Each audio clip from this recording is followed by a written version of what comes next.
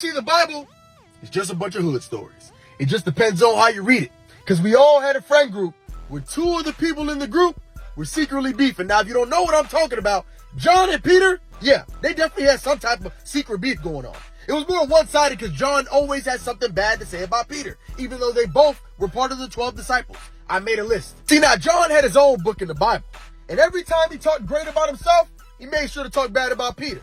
For example, one time they were headed to the tomb, they were running, and he made sure to write in his verse, the other disciple reached the tomb faster than Peter. The only other disciple there was John. Even when Peter walked on water, John left it out of his book.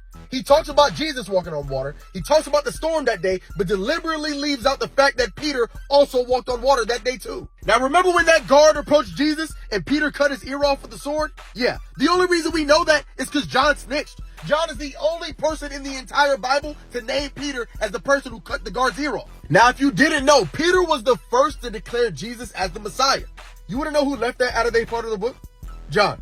John left that out of his book. He knew that Peter was the first to declare Jesus as the Messiah. He didn't write that about it at all.